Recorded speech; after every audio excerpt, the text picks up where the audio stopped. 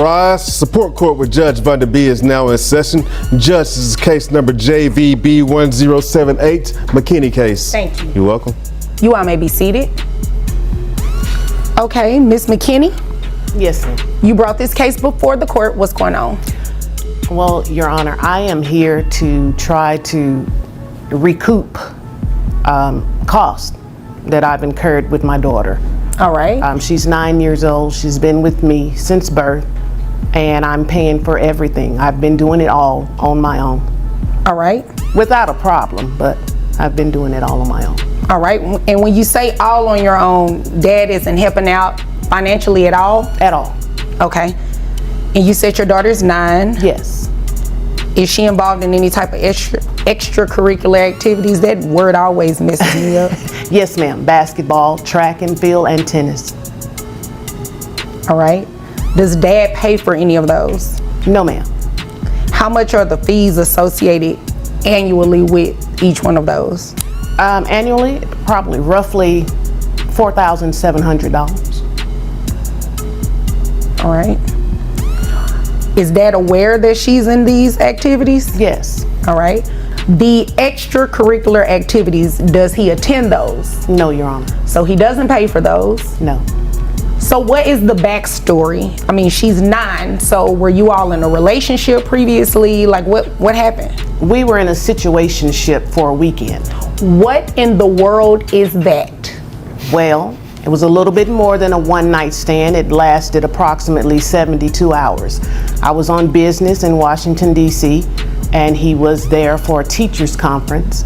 I met him at a nightclub. Ooh, and I need to be careful what I ask. Well, listen, the night grew long, and things happened within the next 72 hours. A mother walks into court carrying 9 years of responsibility completely alone. She tells Judge Vonda that her daughter has been raised without financial help from the alleged father, despite thousands spent every year on basketball, track, and tennis. The shocking part? Their relationship lasted barely 72 hours after meeting in Washington, D.C.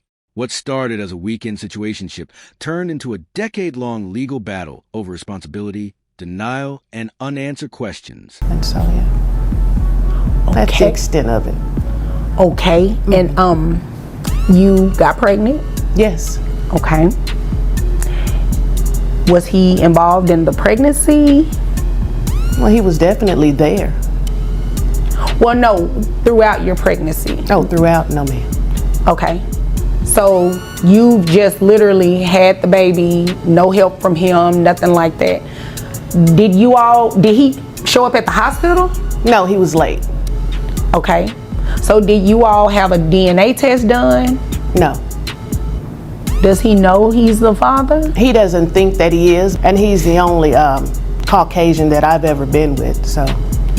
Okay. So that's where the issue lies then. He doesn't Basically. believe he's the father, which is why he hasn't given you any money. But he sent text messages, and he sent happy birthdays, things Okay. of that nature. How is she doing? So I believe if he didn't care at all, he wouldn't send those text messages. Now, he's done that for the past 9 years. I've just never seen any greenbacks to follow those texts. Okay. So when he arrived at the hospital, did he sign the acknowledgement of paternity? No, Your Honor, when I meant he was late, the baby was already a week old at the time. I was already at home. We'd left the hospital. That's what I mean by late. Oh, so he didn't show up at the hospital at all? No, Your Honor. So he didn't sign the birth certificate or any acknowledgement of paternity or anything like that? No. Okay. So you're here today to do what exactly? Well, I was hoping you would be able to help me, first and foremost, establish paternity. Okay. At this point. All right. And we would definitely have to do that before any child support takes place. Of course. Okay. Judge Vonda digs deeper and discovers the alleged father never attended the birth, never signed a birth certificate, and never acknowledged paternity. Yet for 9 years, he continued sending birthday texts and casual messages checking on the child. The mother says the messages proved he cared at least a little, but she never saw a single dollar attached to those words. Judge Vonda quickly points out that emotional gestures do not replace financial responsibility. All right. Is there anything else you want me to know before I move over to him? No, that's pretty much it. I've just been doing everything on my own. In my heart of hearts, I know that he is the father. I have no doubt. I'm just needing assistance. Okay. All right. All right. Sir?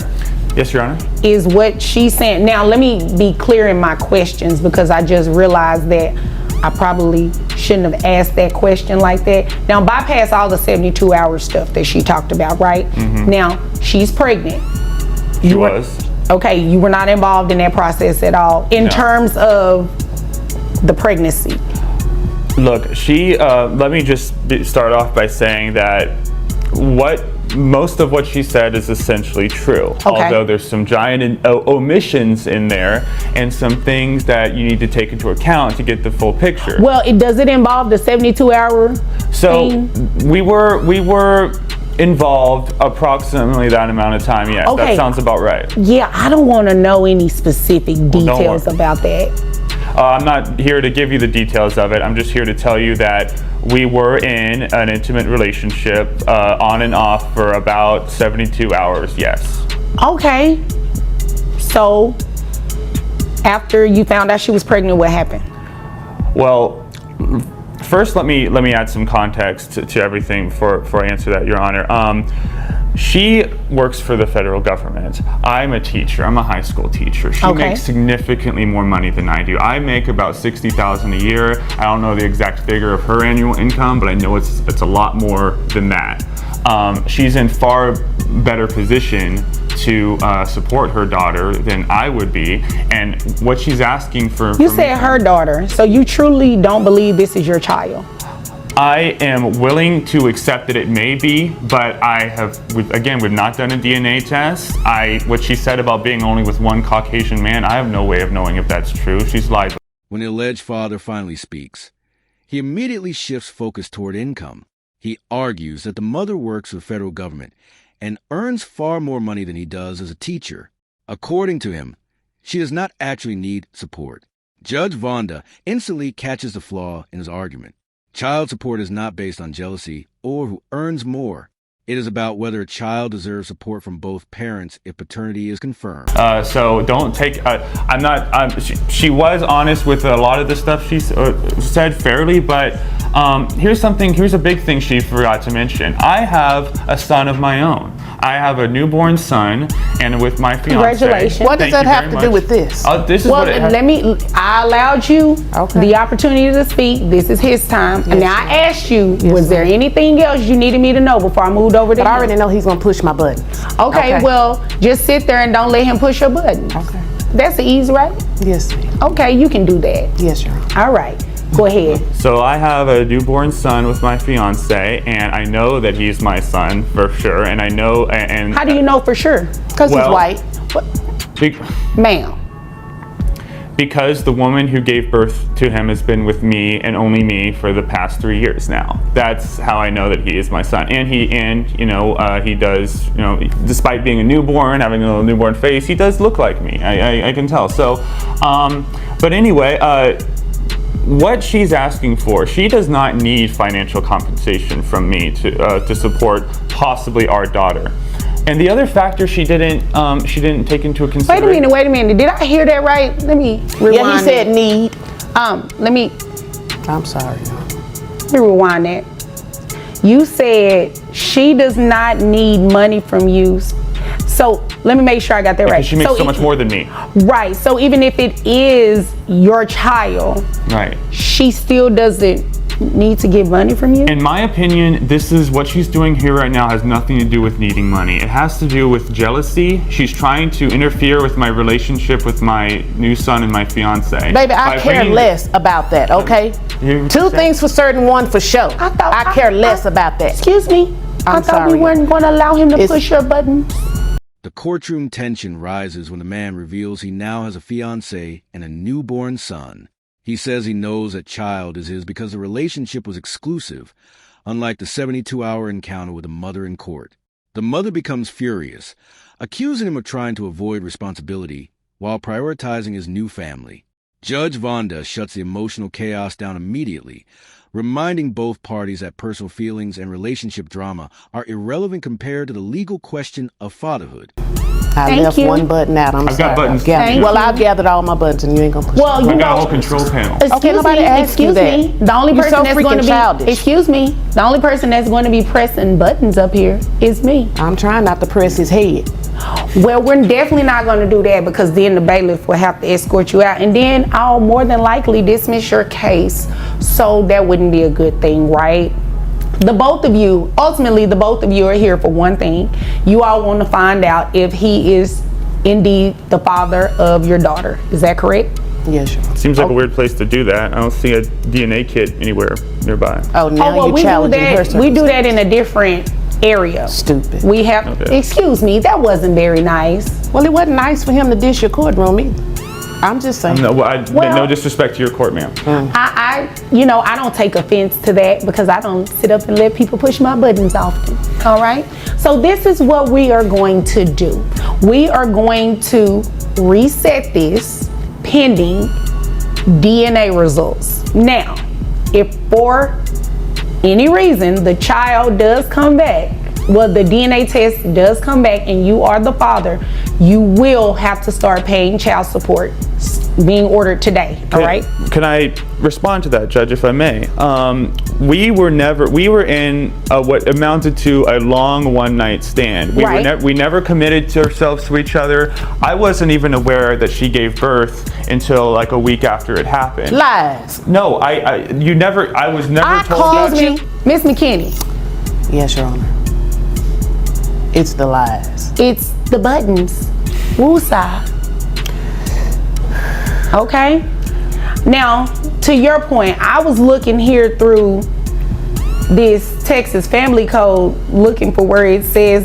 Trying one final defense, the alleged father argues that they were never truly together and that he believed she was on birth control. Judge Vonda responds with brutal precision.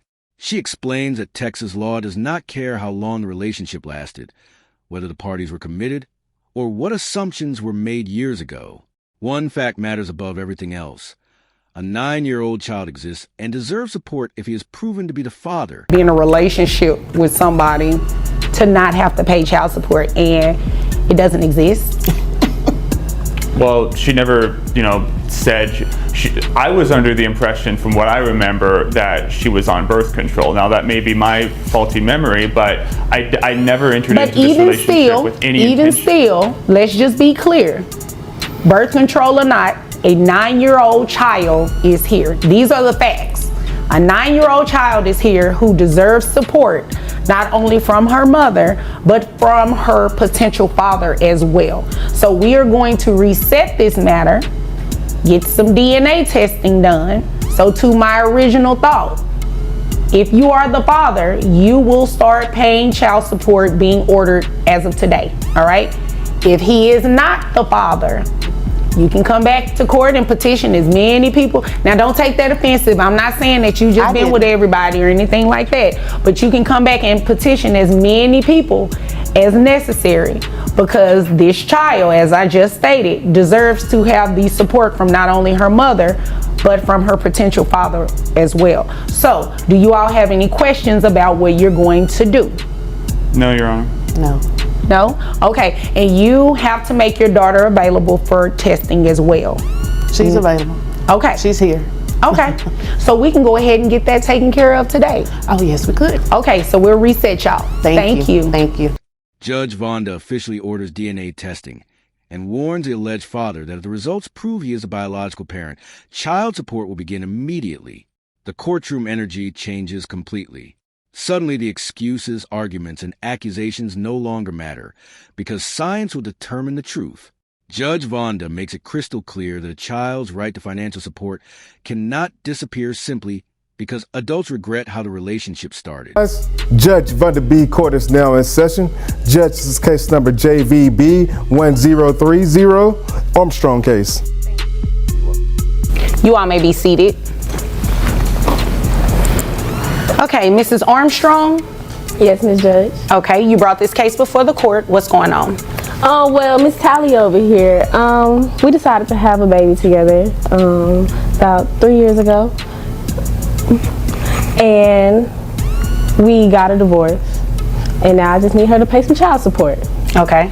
Well, you guys are going through a divorce, right? Well, yeah, sorry, we're going through a divorce. I wish it was over already. But I've been paying health care for a long time, about ever since the baby was born. How much is the health care? It's $111 a month. Okay. This baby is 2 years old. We've been together for about 3 years, and I just, that's a lot of money. In the second case, another parent demands child support, while openly admitting she has blocked the other mother from seeing their 2-year-old son for over a year. Judge Vonda immediately calls out the manipulation.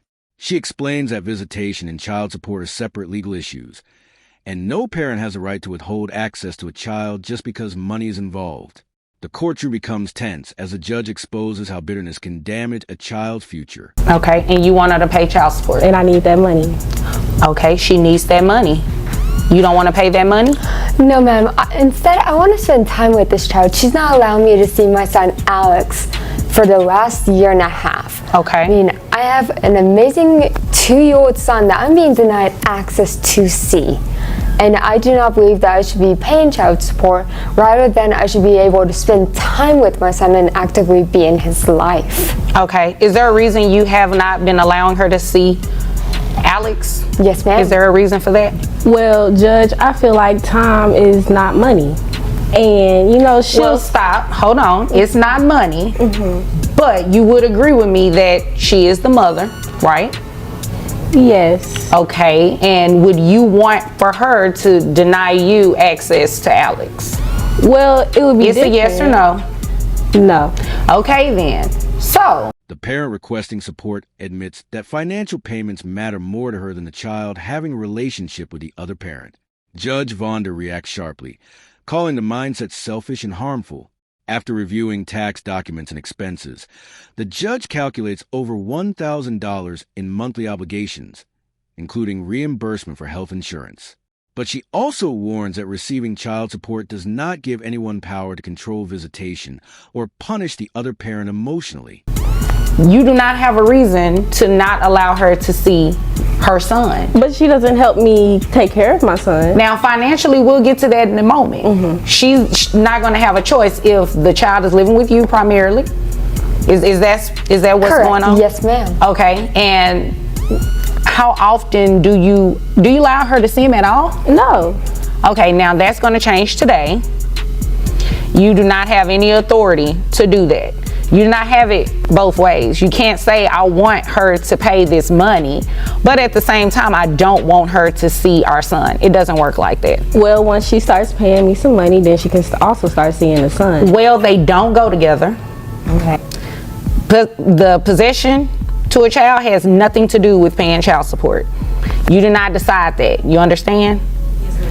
Okay, because in a different court, you could actually be held in contempt for that if you all had a court order and you were denying her access to your son. You understand that, right?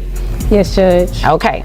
Now, as for In the final case, a mother asks Judge Vonda to remove her child support obligation because her son is nearly 18 and living with his father in a two-income household. She argues that she already sends extra money directly to her son through Cash App for sneakers, basketball expenses, clothes, and food. Judge Vonda listens carefully but explains that under the law, support continues until the child graduates high school, even if the child is already 17 years old. be able to see your son, but you do understand that you have to pay child support as well. Absolutely, yes, ma'am. Okay, so you do not have any objection to paying No, child ma'am. support.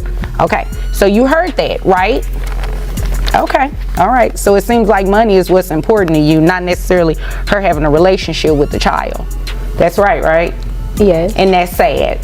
And it's very sad that you admitted it.